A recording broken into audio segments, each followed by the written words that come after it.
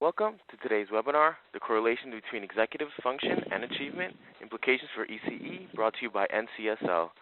All lines have been placed on a listen-only mode to provide favorable sound quality during today's presentation. It is now my pleasure to turn the floor over to Julie Poppy. Ma'am, the floor is yours. Thank you so much. Good afternoon or good morning, depending where you're at. I know we have some folks from Hawaii and some folks from Rhode Island, so we are covering the spectrum. Thank you, everyone, for being on today's call, The Correlation Between Executive Function and Achievement, Implications for Early Childhood Education Policy. Today we have fellows who are alumni from last year's inaugural program, as well as our current early learning fellows joining and participating. We also have Dr. Deb Leong here at NCSL with us in Denver, Colorado, along with Robin Lipkowitz. And our second presenter, Miriam Calderon, is joining us on the phone and presenting from D.C. We also have Fuan Nguyen and Allison May, who you all met in May, on the line today as well. So we know that some of you may be participating only via phone and not on the webinar platform, and we appreciate your ability to join us to listen in. The archived presentation will be available shortly after the webinar, and an email will be sent out and circulated when the archived version is posted to NCSL's website. So it was great to see all of you at our kickoff meeting in May in Denver, and we're just so glad that you're able to join us today. I do want to mention as a reminder that we're going to have another webinar featuring Dr. Jack Shonkoff from the Center on the Developing Child in September, Tuesday, September 10th, and that's going to be 2 p.m. Eastern. So in the next few weeks, we'll be sending out more information about that webinar and the information on how to log in and register and all that. So, and then just also as a reminder, there's going to be our final Early Learning Fellows meeting in December 6th and 7th in Washington, D.C., and this is going to round out our second-year program with you all. So we look forward to seeing you all in December. So our next possible opportunity, possibly to see some of you, is in Atlanta during our Legislative Summit. And I'm going to hand over the line now to Georgia State Representative Katie Dempsey, and she's going to talk a little bit about what we have in store for you with early learning at Legislative Summit. Good morning or afternoon. As you said earlier, it's nice to talk to all of you. I want to take a moment just to personally invite you to come to Atlanta. I hope you are already planning that for the NCSL Summit that will be taking place. It begins on Monday, August 12th through the 15th. But on Tuesday, August 13th, we have a very special opportunity that I think will particularly be of interest to the fellows or to any of the legislators that may be in the delegation that you represent, and let them know about this, please. Dr. Shonkoff, as you just heard, we'll be hearing from him in September, but he is actually going to be speaking. We have a location at the World Congress Center, which is where most of our meetings, I believe, will be held. And I'm available. Make sure that y'all all have my phone number to get in touch with me to make sure you know where to go and when. But it will be 10 a.m. to noon on that Tuesday. And advances in neuroscience and molecular biology and genomics can help in the design of what we're all trying to help so very much, the early childhood policy and practice. So Dr. Shonkoff, the director for the Center of the Developing Child at Harvard, will be there to actually speak to us, and hopefully we can all, besides being a little bit smarter after we leave there, have the opportunity to firsthand experience some one-on-one time with him. So please, I hope you'll put that on your calendars. It's Tuesday, August 13th, 10 in the morning until noon in Atlanta. Hope to see you there. Thank you. Thanks so much, Representative Dempsey. I appreciate that. I also want to make a plug for another opportunity to view early learning in motion. We are going to have a tour of an EduCare Center in Atlanta on Wednesday, August 14th from 10 to noon. Now, when some of the fellows were in Denver in May, some of you all did have the opportunity to see the Denver EduCare Center, so we're also offering the EduCare Tour in Atlanta. So if you would like more information about the EduCare Tour, there is limited seating. Please email me, julie.poppy@ncsl.org, and we would be more than happy to get you that information, or you can also just email the Early Learning Fellows listserv, and you'll get that information at the end of the call. Okay, so with all that, we're going to start our presentation. So you should now see on your webinar right now the agenda for today. And so our goal for the next hour is to try to make this presentation as interactive as possible. So should you have any questions, please note that there are two different ways to ask your questions for our experts. And I'm just going to ask the operator to come back on the line now and just give that information to you all. Certainly, and to ask a question throughout the webinar, you may do so by using the chat box located on the lower hand side of your screen. You simply type your question into that box and you hit send. Was that it? And the call-in? And when the time comes to ask a question over the phone, you're going to hit *1 once me, the operator, prompts you to hit *1. Thank you. Thank you so much. So as I mentioned, you have the agenda on the screen now, and we're going to be with you for the next hour. We have two presenters today who are great. You're going to see their bios on the screen here in a second. So I'm not going to go into a lengthy introduction because I really want to spend time on their presentations and our question and answers. But our first presenter today is Dr. Deborah Leong, and she's Director of Tools of the Mind and Professor of Emerita of Psychology at Metropolitan University of Denver. So Dr. Leong today is going to build on the presentation that she gave during the May Fellows meeting and continue the conversation of exactly what is playful learning and what it looks like with all the work that she's done. And our second presenter is Miriam Calderon, and you should see her bio now. She is a strategy and development consultant for Tools of the Mind. Most recently, she served as a political appointee in the Obama administration, and she is today going to talk about the policy implications of building strong self-regulation skills and supporting academic achievement. So I'm going to hand the call now over to Deb, Dr. Deb. Good afternoon and good morning to everybody. It's noon here in Denver. So I thought what I would do is to kind of do a refresher on the major points about executive function, and because last time we were together, I didn't really have much time to discuss any of these things in detail, and I'm going to also kind of work in the issues, the points about playful learning as we go along.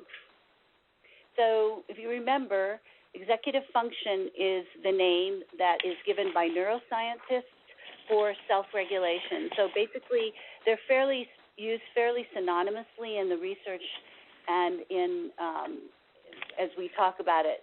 And it relates to the development of the prefrontal cortex, so that's that section of your brain that's right over your forehead. So executive function and self-regulation is a really interesting concept because it does not divide really into can you go back to that other slide? It really unites the concept of doing of cognitive processes and emotions. So it relates to both of those, not just one. Now, go ahead.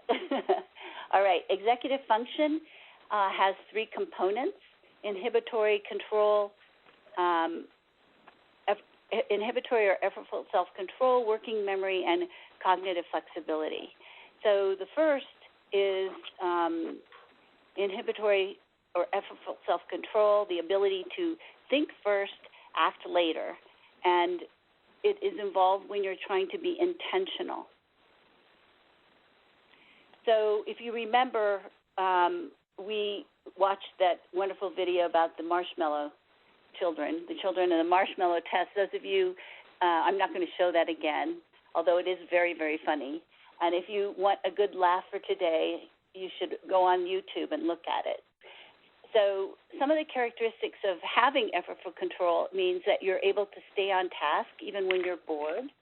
You have to admit that a lot of school, I don't know about you, but for me, school was not always totally exciting. The next thing is that it affects your ability to ignore irrelevant information. Oh, sorry, the slide didn't quite come out. So this if you can sort of bear with me, this is a study that was done, and what the researchers did is they trained children to read the word dog, as you can see with a picture and the word dog underneath it. And they did it so often that children could actually read dog by itself. And then the second thing, which is obscured by the child read cat, they put the word dog under a picture of a cat. And what happens is most 5-year-olds cannot ignore the picture. So they would read, even though on many, many trials earlier they had read the word dog as dog, as soon as it was under the picture of a cat, it became cat. So you can see how ignoring irrelevant information is so important in reading, right? Because you want children to read the text and not become distracted by the picture. It also has to do with your ability to control stress and anxiety. So there's a lot of research that shows that actually learning is quite stressful. And learning is fun after you've learned it. But while you're learning it, if you've ever learned anything new that's really painful, you know that while you're learning it, it isn't that much fun. And so executive function helps you control that stress and break through to the learning. Okay. It helps you control your emotions when you don't get your way. So this is a YouTube video of two little children fighting, and one says to the other, "Do you remember the last time I hit you?" So your ability to not hit the other person and to think first, think about all those wonderful social skills that you know, that doesn't happen unless you have executive function. And so the way this relates to playful learning is that in playful learning, children have to inhibit what they want to do. So for example, in make-believe play or even in games, which are a way of doing playful learning, you have to, if you're playing the role of the bus driver and you see a toy that you really wanted to play with come free, if you're the bus driver, you just don't get up and leave the bus to drive on its own. You have to stay in the bus and stay in the role. So for many children, make-believe play is the first time they stop themselves, so they engage in true self-regulation instead of being regulated by others. So this is why play is so important. It helps you practice self-control in a way that many young children can't. Young children don't have a lot of opportunities where they can make true choices. You know, when your mother says, "Would you like peas or carrots?" she doesn't really mean you can refuse both of them, but you have to eat one of them.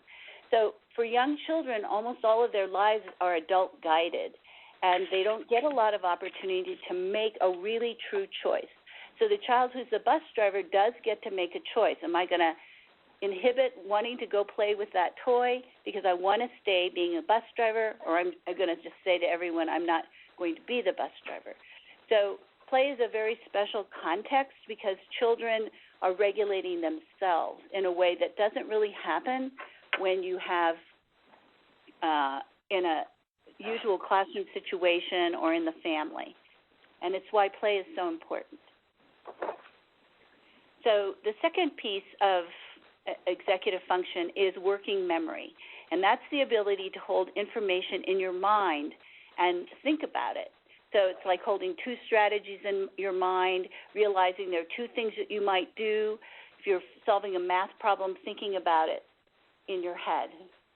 So thinking about information at the same time as you're able to work on it, holding two different strategies in mind, and being able to decide which one to use, being able to reflect on your own thinking, and thinking about more than one perspective at a time. So this passage is about working memory. So if you read that aloud to yourself, I'll just give you a second. You'll see that there are some words that you actually have to remember the context of the paragraph in order to be able to read it. Oh, you want to go back to that for a second? Just leave it on for just a second so people can read it. So you can see when you get to the word over at the edge of the woods, they saw Henry making and your inclination is to say bow, not bow. because you don't know the next word that comes next.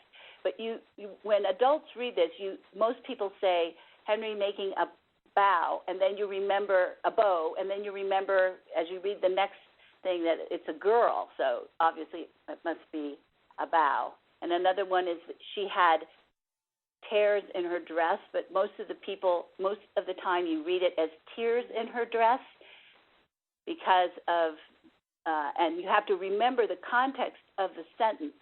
So it shows you why working memory is so important for reading. Okay, it's also important for playing because what play does is it stretches children's working memory because they have to keep track of their own role and the role of everybody else, and also the scenario that's unfolding. So if you're playing doctor and so-and-so's and the little girl next to you has a sick baby, you have to keep in mind that you're the doctor and how you're supposed to talk, that you're supposed to act, and speak with doctor talk. You say, take an aspirin, I'll give you a prescription. If you remember the video that we showed at the last meeting, there was a little boy, and he had actually the receptionist role down pat, and he tells this little girl that she has to wait and cannot go first in front of another person. So what working memory does is it helps the child keep the richness of the play, and it stretches them because play is so much fun. It's so engaging. It's something they want to do, and so they stretch their minds to do it.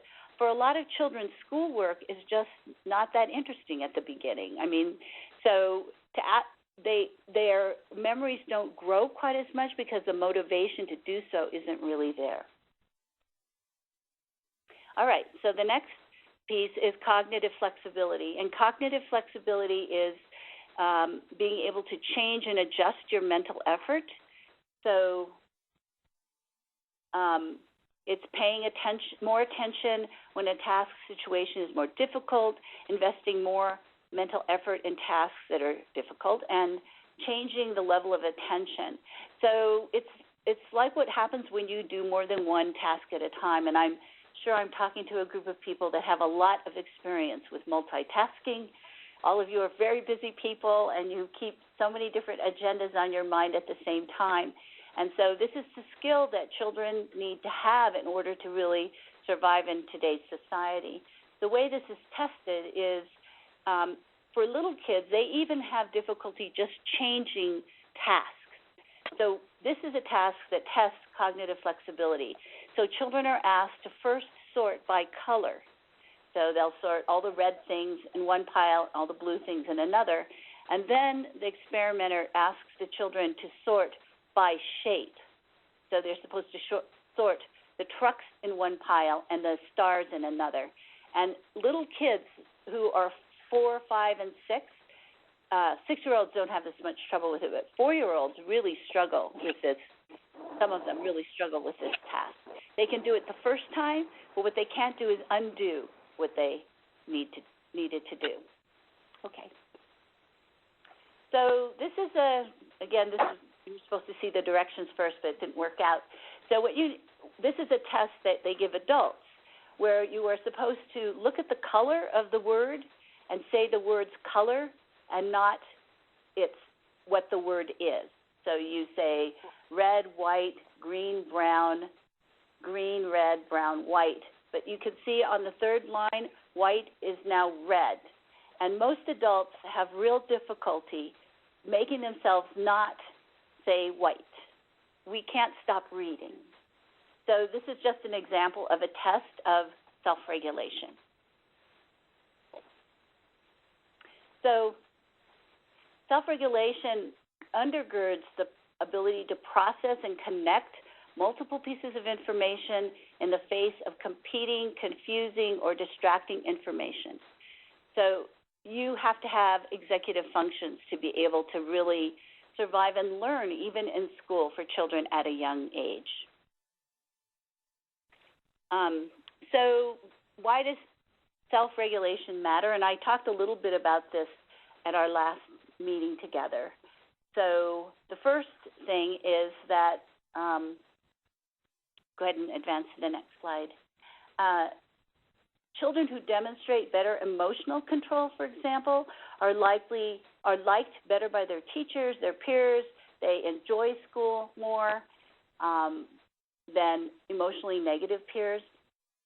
Children who can organize attention, use working memory and inhibitory control, have higher achievement, even after controlling for IQ. So I think this is one of the most interesting findings to me about self-regulation, and that is a child can be very smart but not be regulated. And what that does, it means that it's very hard for them to learn something unless they really want to learn it. So, you know, you have children that know everything about dinosaurs, and you ask them to learn their ABCs, and they're not interested. So one of the things about self-regulation is it helps children to master their own mental behavior so that they can use their mental skills to learn things, rather than learning being more of an entertainment for them. So not all learning is going to be fun, and I think one of the things that's great about self-regulation is it helps children conquer the things that at the beginning are not fun, but once you learn how to do them, become fun.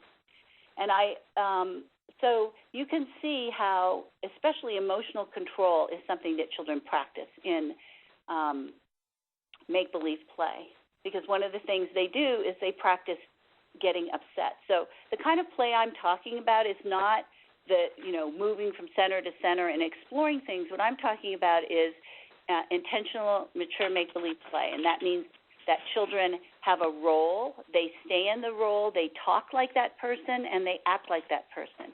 And they create with other children a scenario of the doctor's office, or in kindergarten, our children play chapter books, so they play the Magic Treehouse stories. So whatever it is, the child has this role that they act in, and they explore in that role emotions that they wouldn't be able to explore normally. So I've had teachers, and when I taught, I remember children spanking their baby dolls and saying, "Oh, you're so naughty, you're in timeout for a year," and obviously they don't know what that means, but even children who'd never been spanked would say that. So it's just playing with what it feels like to be the one in charge and spanking someone else, and also playing with the emotion of anger. Self-regulation is important because of what we're learning about the reading brain, and I know Dr. Shonkoff will probably talk about this, but it's what we know now, that reading in the brain is a very complicated process and actually involves the repurposing of areas of the brain to do something different than what they were innately designed to do. And so that takes a tremendous amount of work, and it's probably the reason that reading is such a huge stumbling block for so many children. Our brains seem to be wired to understand math, but because reading was actually invented 2,000 years ago, our brains were not evolutionarily designed to read. It's something we, as a culture, our cultures, caused the brain to be reprogrammed. And then the last thing about the importance of self-regulation and executive function is the concept of toxic stress. And toxic stress, everybody has stress, but toxic stress means that your body is under prolonged stress, and so you have a tremendous flood of hormones that go through your body, so that you have this fight or flight feeling all the time. And so obviously some children, especially our at-risk children, live in families where toxic stress is just, prevalent. And they come to school, they have all kinds of problems. And so the effects of toxic stress, which is something that Dr. Shonkoff studies a lot, is that it has an effect on mental illness, on behavior disorders, even physical illness. And it causes children to be either hyperreactive or they don't react at all. So toxic stress can close the mind down and cause it to detach So it's very hard to get children who are under a lot of toxic stress to even get their brains going enough to learn. It can affect the architecture of the brain itself. And the most important thing, I think, for us in education is it actually affects the quality and the ability to learn. So Clancy Blair, and I'm putting his article up next, is he found that toxic stress actually means that children who are under a lot of toxic stress actually make less deep neural connections for the same information compared to children who are not under toxic stress. So it's not only that they're under pressure because children who are at risk may not have the background to learn, but actually the process of learning itself means they don't learn it as well. So Dr. Blair has speculated that a lot of the summer loss that we might have, that children have between grades, might be due to the fact that they were under stress when they learned and the learning isn't as deep. And I think one of the most interesting things that we've found anecdotally, and Dr. Blair is now studying this in our program, is our kindergarten children lost very little between kindergarten and first grade. And he believes that part of the reason is that you could look at the children that for whom we had a big effect on their executive function, and so they function better. Those children probably, it's this hypothesis, probably lose less in the summer because actually their learning is better. They have better learning, so it's not lost as easily. So again, teachers struggle with this issue. So I don't need to tell you that. And I think one of the main lessons from a program like ours is that make-believe, intentional make-believe play or dramatization in kindergarten can help children gain self-regulation skills in a way that's natural and a lot of fun, but also that really does deepen their capacity, their self-regulation, executive function capacities. And as Miriam's going to talk, I think that playful learning has been kind of left out of the mix. All of our standards focus on content. So I'll turn this over to Miriam Calderon. Thank you, Deb. I am just so thrilled to be here and want to thank NCSL as well for extending this invitation to us. So I'm going to shift now to talk a little bit about a policy agenda. And as Deb has just gone through, we know that we now know how critical the importance of executive function skills are to school achievement. This is really an emphasis that is about how children learn and the role of schools and early childhood programs specifically in helping children develop as good learners so that they can learn anything. In surveys that we have of kindergarten teachers nationally, we know that time and time again they value the skills that children bring at the start of school as learners much more than they value children who arrive at the kindergarten door that know their ABCs and their 1, 2, 3s. And I think this is particularly critical as we see as children progress through the early elementary school years, as content gets harder to learn, that, this is where you start to see teachers struggle with children being able to master what they need to at the grade level. So I think the other thing that is important for kind of context setting around executive function and summarizing what Dr. Leong, Deb, talked about is that we know that executive function, the development of the executive function skills in children is malleable. So this can be influenced.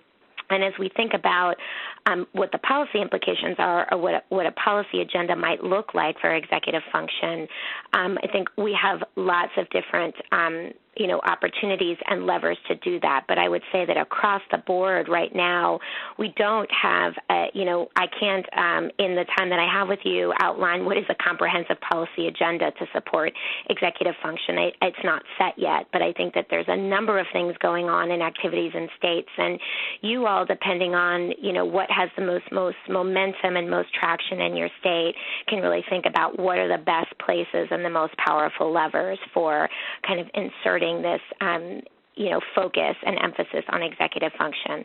But I think clearly from everything that, Dr. Leong just outlined, we can't afford not to. So I'm going to start with the first slide. And again, these are going to be more things to think about and questions versus, you should do this as you think about executive function skills and how it integrates with initiatives in your states. The first is obviously teaching and learning, and I'll start with just, talking a little bit about standards and what we know. Standards define expectations for what children know and should be able to do. You know that right now we have a lot of activity on early learning and development standards. Most states have them for pre-K. They include other domains beyond content domains. Domains related to social emotional learning and approaches to learning, are the most relevant for the discussion today. States are in the process of revising. Many states are in the process of revising, their standards. If that's something that's happening in your state, what is an opportunity to look at those standards related to the development of executive function skills? Again, some pieces may be embedded in other domains, but folks like Dr. Leong and others in the field, other prominent researchers, may have a perspective on that, and a review of early learning and development standards I think would be important. I think the problem is much greater when we think about K-12 early learning standards. We only have one state in the country that has freestanding social emotional learning standards, for example. Most states have indicators embedded into other domains, but I think we need to be thinking about what is the best strategy to broaden the focus to other domains of development, including executive function in the K-12 system, and particularly for the early primary grades. Common Core, I think, is an opening to be able to do that work. It has an emphasis on higher order thinking, but we need to think about how this is lifted up as part of our strategies in states to train on standards and to train teachers, particularly early primary grade teachers, on the Common Core. So just some things to think about there. I'm going to shift to curricula next, and again, Common Core is giving us an opening as you think about how you are going to, what strategies are happening in your states or in districts around Common Core implementation and curriculum specifically. Again, with that emphasis on higher order thinking, how can we think about how to support good decision-making around curricula. There are a number of challenges, I would say, right now with early childhood curricula and disconnects with what Dr. Leong discussed. One is, I think, the obvious shift away from play-based learning and curricula for teachers that supports play-based learning. Very little play happening in kindergarten, and even a push for more sort of content, didactic instruction, even of what we're seeing in pre-K. Just to give you some examples of this. Sharon Ritchie, a researcher at Frank Porter Graham at University in North Carolina, Chapel Hill, has developed a tool that she uses in research and for professional development with teachers called the Snapshot, which codes interactions in pre-K through third grade classrooms sort of minute by minute. Through their work in districts and in research, they have a pretty rich data set that's nationally representative and allows Dr. Ritchie and others to be able to draw conclusions about what's happening with respect to instruction and instructional practice in pre-K through third grade classrooms. Some of the things that Sharon Ritchie's work has found is that there is a cliff that literally happens between pre-K and kindergarten that happens on the backs of kids that affects the amount of time that there is for play-based learning and that is not sort of developmentally informed. So to give you an example, in pre-K, children spend they have about 37% of the day dedicated to choice time. When they get to kindergarten, they have about 6% of the day dedicated to choice time. As well, independent work in pre-K represents about 8% of the school day, and in kindergarten, independent work jumps to 23% of the instructional day. So again, when you think about what kinds of sort of transition we need for kids and how they're spending their day and how their day can be engaging, I think that this work should be a cause, for some alarm. Some of the other challenges that we have with respect to curricula and other ways that early childhood curricula is not really developmentally informed and developmentally based, again, citing some more of work from Sharon Ritchie and building off what Dr. Leong talked about in the importance of memory. A lot of early childhood curricula, in Dr. Ritchie's words, is too wide and not deep enough. So if we are going to be intentional about focusing on developing children's memories, and we know that this is something that is happening for children developmentally during the pre-K and kindergarten years, specifically. How do we get curricula that goes deeper on a smaller set of issues rather than goes very wide and not very deep and exposes them to more? And I think the last challenge I'll talk about with respect to curricula is focusing on the fact that curricula has been become very narrow. We see at social emotional learning as supplemental issue, as a supplemental curricula, but there are challenges for teachers with respect to integration, and I think again we needing to be able to broaden out that focus into other domains of development in terms of curricula.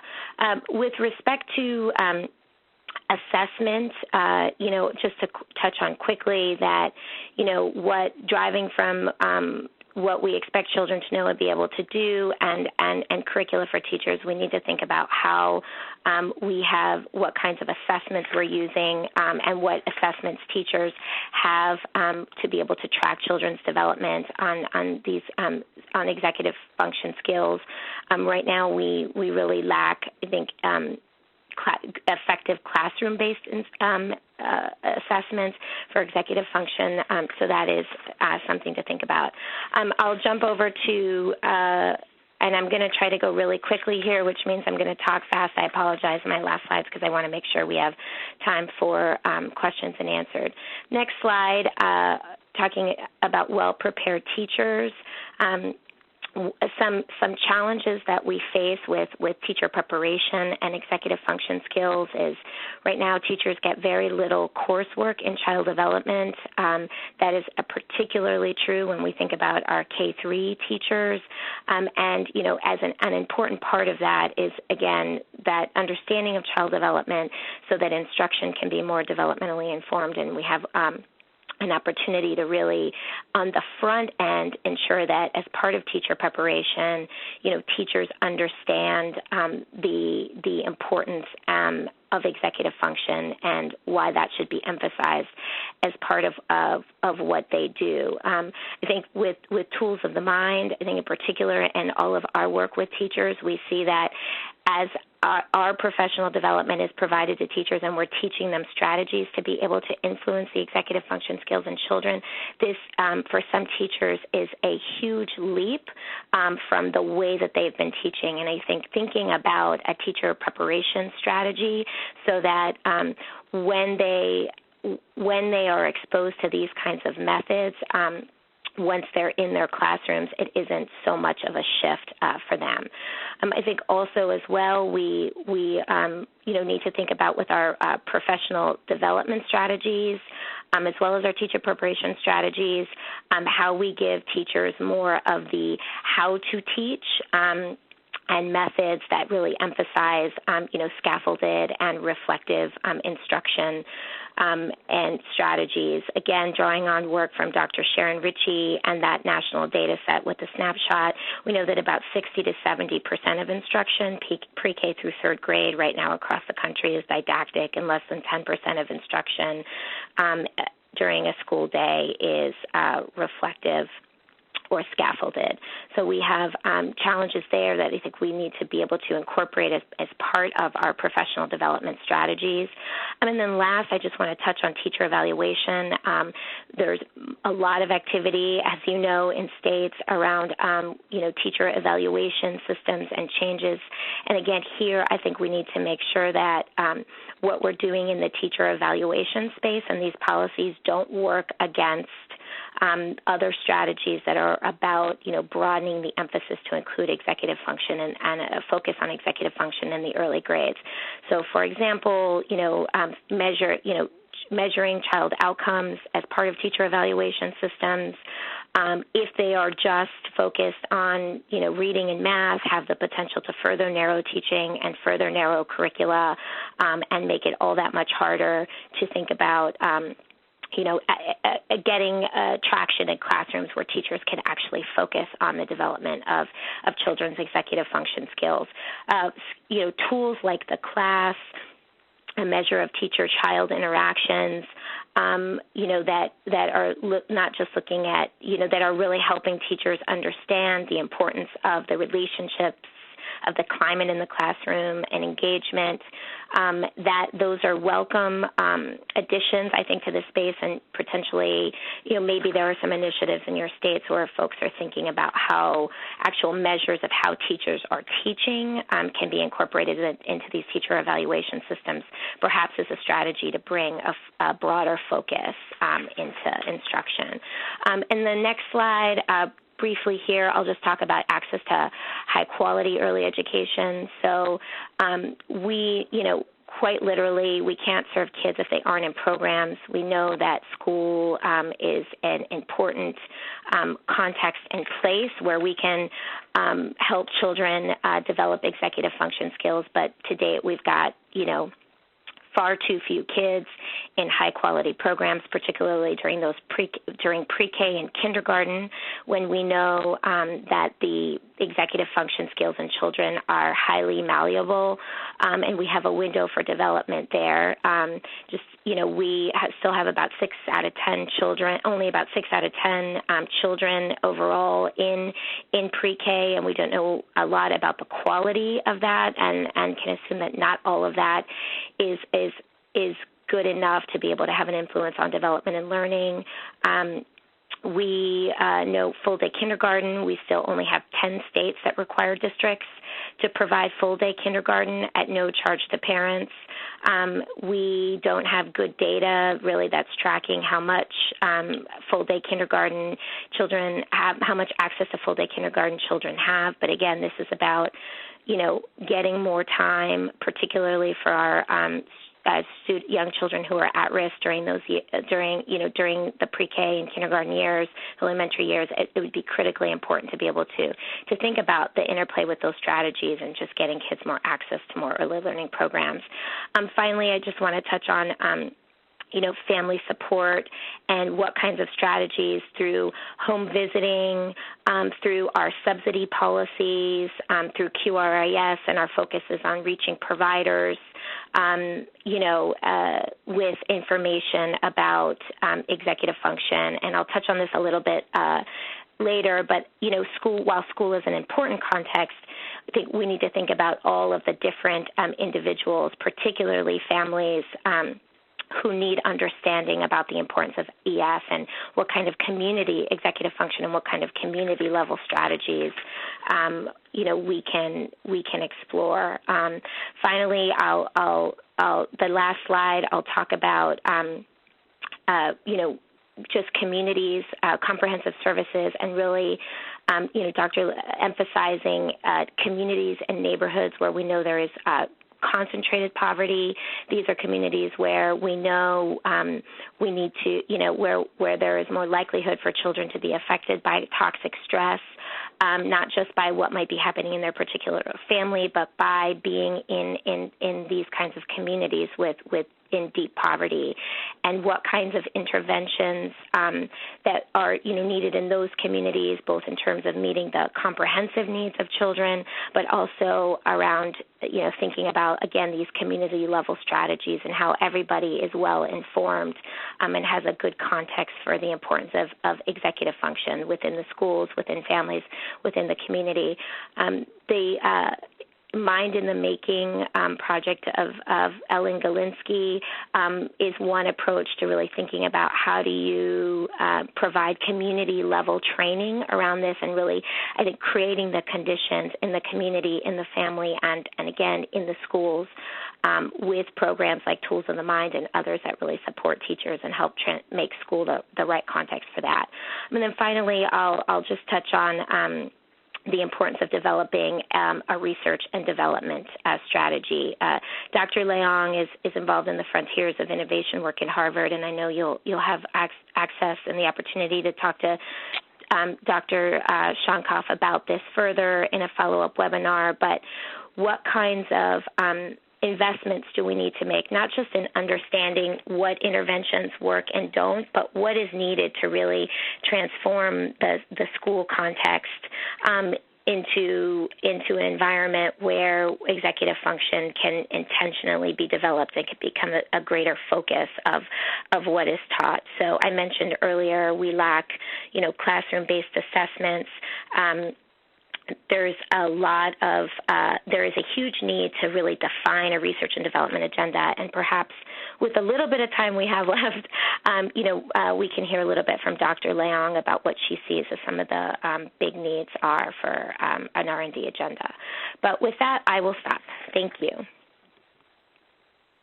Thank you so much, Miriam.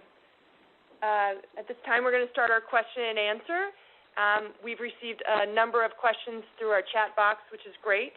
And then we also will have the phone lines open to ask a question. So I'm going to ask the operator to come back on to remind folks how to ask a question through the phone line, please. Certainly. And to ask a phone question at this time, please press *1 on your telephone keypad. Once again, the floor is now open for questions. And if you do have a phone question, please press *1 on your telephone keypad at this time. Okay, while we're waiting for some questions to come in through the phone line, I'm going to go ahead and start with our questions in the chat box. We have a question here. Do children develop these skills at different rates, Dr. Leong? And can children who are not accomplished at self-regulation in the early years still develop these skills in their teenage years? Yes, different children develop at different rates. I think some children have a temperament that lends themselves to being more self-regulated, and some children have difficulty with regulation, and it takes them longer. But all children, including children that have true ADHD, because I believe a lot of kids are diagnosed as having ADHD, and really what they have is they've never been asked to attend and have never learned how to do it. But having said that, even children with ADHD and Tools of the Mind, we have a lot of special education classrooms all over the United States, including those that are self-contained special ed, and we have autistic classrooms where all the children are autistic, and even you see gains in self-regulation in all children. But what's important is that the classroom climate really supports that. Thank you. Miriam, we have a question for you. So you had mentioned that there was one state with freestanding social-emotional standards. So we had a question of somebody wanted to know which state was that? Oh, sure. That is Illinois. And the Center for Social Emotional Learning, well, it's CASEL. I may not be getting it. That's the acronym. And I can follow up with you, is a great resource. They do a scan of state standards for support around social emotional learning and standards that specifically speak to those. So I think that would be a great resource. And, no surprise, they're based in Illinois. So. Thanks. Thanks, Miriam. Yeah, just to let the fellows know that any of the resources that are mentioned during the call, we'll make sure that we get those on our website, ncsl.org/fellows. We'll put all the information there that, like I said, has been mentioned. Someone had asked about the various academic articles that are referred to in the program or with the program. So we'll make sure that we get that information also on the website. Did you want to add anything about the? Okay. All right. So I'm going to move on to the next question. Let's take one from the phone. Certainly, and we do have a question from Hannah Gallo. Your line is now open. Thank you. I have two questions. One to Dr. Leong. You talk about the effects of stress and on the architecture of the brain. Can it be changed back? Yes, the good news is Dr. Blair, actually Clancy Blair at NYU, did a study to look at the effects of providing support to children, and you can reverse some of the effects of toxic stress in a classroom if that classroom is set up to give that kind of support. One of the difficulties has been that, you know, those children often go into classrooms where the drive for academic content is very strong, and they need more than just being exposed to information. They need support on how to learn it. And the pace in a lot of kindergartens right now, the way things are taught is primarily through drilling children. So this more experiential and manipulative type learning is what those kinds of children need because they may need more processing time. Okay, good. And then my second question, I'm not sure if you want to answer it or Miriam, but she had talked about the curriculum being wide and not deep. Can someone give an example of what you mean by wide and not deep? Miriam, do you want to handle that? I don't know. I'm thinking, you know, really just thinking sort of about the scope. So, you know, what kinds of and thinking about exposure to sort of lots of content. And, you know, I think in particular, you know, Deb is talking about, you know, drilling that's happening. So I think that it's sort of like a perfect storm, right? I mean, I think if we're asking children, I'm quite literally saying memorize a lot of information, or think about, you know, exposing them to fewer information, but really going deeper with it and spending more time supporting, you know, and then on top of that with strategies that really help them in ensuring that they're actually getting it. So I was really using that example to really talk about exposure. Does that make sense? I would also say where I'm having some confusion is with core curriculum, which Rhode Island is now adopting. We only have half-day K for the most part, so you have 2.5 hours. So I was just looking for examples of how you could go deeper rather than wider. And in the schools that I'm in, I see where the teachers do experiments and do hands-on and really expose them. I thought deep, but I'm not quite sure, and that's why I was asking that. And if there was anybody that was really doing it, like where you had access to some kind of curriculum where you're talking about being able to go deeper rather than wider, so that somebody who has a 2.5-hour day could implement something like that. I think that's a real problem in education, period, because we want our children to learn a tremendous amount of content. I think what's important is that the content be used to teach how to learn things. Mm-hmm. Not just to learn the thing, but how to learn things. And so in our classrooms, our children have, in kindergarten, have learning conferences with the teacher to talk about the work that they did. Almost all of our program has learning games, so children play in pairs, but they're also required to do their own writing. And I think one of the ways to get deeper is for children to analyze what they've learned. Usually what happens is the teacher just tells you, yeah, you know it. but children never develop the understanding of whether they know it for themselves. They only know if they know it if the teacher tells them. So what Miriam's talking about is kind of maybe not having as many facts being covered, but making sure that children understand how the learning of those facts happen and their own understanding of their own capacity to learn. I think it's really important.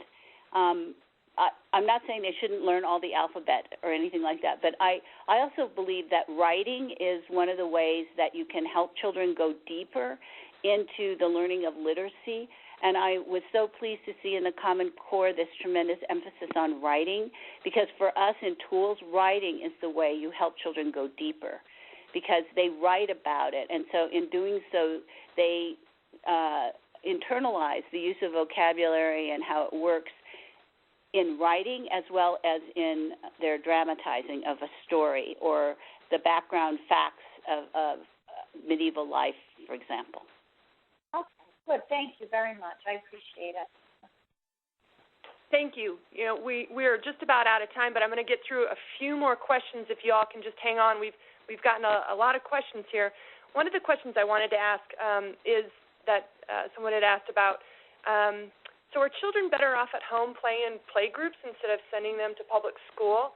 You know, kindergarten, if you're seeing more content than instead of play? I would say that one of the things that really depresses me is that I really don't think children play much at home anymore. I mean, when parents put them on watching TV or playing on the computer, and that really isn't the kind of deep kind of play. And so you really need a significant number of other kids. And so my answer would be I wish they would, you know, I feel like what has happened to us is 20 years ago we built education on a foundation of self-regulation that we didn't know really existed. And what's happened since then, because play has dropped off and, you know, all kinds of things have changed in our society. I even see parents, quote unquote, playing with their children, but what they're doing is they're texting somebody on an iPad and the child's playing with another iPad. So what I want to say is that for many, many centuries and years, we built education, especially in the United States, on a foundation of self-regulation because families did do that. And that isn't happening anymore, not just in lower-class families, at-risk families, but also in middle-class families and very wealthy families. Everybody is going on to technology, and it's not the same as the things that you do when you interact with human beings. So I don't know. That was a roundabout. So the answer is not exactly. You know, but again, I think it's a very provocative question because you know, we don't, you know, at least in my opinion, I don't think that you know, most kindergarten environments are set up to be the place for children to develop those skills either, but they could be. And I think we've got, you know, with the experience of Tools of the Mind and, you know, the other things that Dr. Shonkoff will add to this, we know that that the development of executive function skills can be developed in early childhood programs. We have evidence that speaks to that, and that they can be influenced. And so, you know, I think what we're saying is, from a policy perspective, you know, how do we create more conditions so that these environments can really, truly do that? Thanks, Miriam. So we've received a few questions about the intergenerational learning approach. I'm not going to have you all respond to that. We're going to make sure that we get some examples put up on our website about that, so you will get information. But there is information out there about that. I'm going to take another call on the phone. I know that there's somebody else waiting. We do have our next question from Julie Lassa. Your line is now open. Hello. Yes, we are looking at, in Wisconsin, trying to, one, get better understanding, I guess, just educate legislators as well as the general public about toxic stress and the need to really focus in on, one, just educating people. And I had a couple of meetings before this call about early childhood learning and toxic stress, and just looking at the total problem. I mean, I'm having a hard time in seeing what's going on in our state, deciding where I want to start tackling this issue. And so I know we talked a lot about assessments and standards today, so I appreciate that. But where else can we go besides, looking at school standards and assessments? How can we reach out to the medical community and others to really start educating parents and the general public about toxic stress, and the fact that from what studies are showing is that when kids have so much toxic stress, it's actually rewriting their genetics, and that's something that's permanent, where 50 years from now they could have a heart condition because of the stress that they suffered as a child. So I think that would be a really great question for Jack Schoenkoff, because he does much more work in toxic stress than I have. I do know, I don't think we know enough about toxic stress to really say that it completely rewrites people's genetics and nothing you can do in between would ever affect that.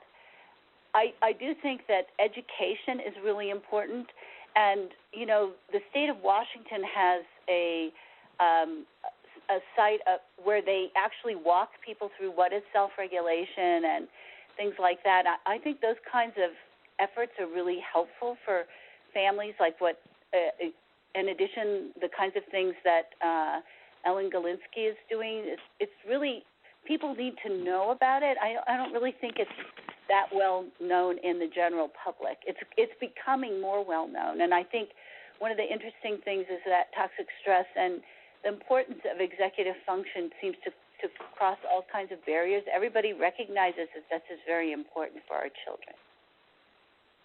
Thank you. Miriam, do you want to respond in any way, since you were tackling the policy implications? No. I think that's I think you put it very elegantly. It's while I did focus on the school as sort of the context for supporting executive function. The school is a part of a community, and the importance of this needs to be understood at sort of the community level and across multiple stakeholders and individuals that have an important stake in the development of children. And I think, so those kinds of community-level interventions are critical. And just to underscore again, I think particularly in thinking about communities in deep poverty, with deep concentrated poverty, and how we start to educate all members of those communities about toxic stress, EF, and everyone understands kinds of the strategies and that need to be in place. I think it's critical. And without that, I think school-based interventions will be limited if that's the only focus. Thanks, Miriam. I want to be cognizant of the time. We've gone over our hour, and I want to just make sure that we just finish somewhat on time. So, again, I just wanted to mention that I don't think we got to all the questions. I think we got to most of them. But if you want to send an email or send your question to the listserv, we would be more than happy to continue this discussion online. And, again, just to mention that we're going to have all the resources, all statistics, all the articles that were mentioned. We'll make sure that they get on to the website, ncsl.org/fellows. So, and there will be an archived copy of the webinar available shortly on the web. We're going to email you the URL so you'll be able to listen to this again or share it with others in your state who are interested in executive function self-regulation. So with that, I just want to thank again our presenters. Thank you so much. Thank you. I enjoyed it. Yeah. And thank you, Miriam. This was a wonderful, wonderful webinar. So, and to the fellows, I just wanted to mention that, your feedback is really important to us. We brought Deb and Miriam here in this webinar because you all had said that this was important for you to hear about. So we're going to be sending out an online evaluation survey shortly. You'll probably be getting that from Allison. Take a few moments, fill it out, tell us what you need from us. We take your feedback seriously, and we want to hear your thoughts. So I just wanted to mention one or two more things, and that is the next newsletter is going to be coming out in August. Our next call, put it on your calendars, mark it, is Tuesday, September 10th. It's been mentioned already before, but Jack Shonkoff will be our second webinar. He's going to talk about the latest and greatest information that's coming out about executive function and toxic stress, so you don't want to miss that. And then also, hopefully, we're going to see some of you all in Atlanta for Legislative Summit. And then finally, we're going to be seeing all of you in December in Washington, D.C. for our final Fellows meeting. And one last thing is that we are here for you. Any questions or comments, feedback, please just email us. The email address is on the screen right now, and that is it. I hope I didn't forget anything. Have a wonderful day, everyone. Thank you. Ladies and gentlemen, that does conclude today's webinar. We thank you for your participation. You may now disconnect your lines and have a great day.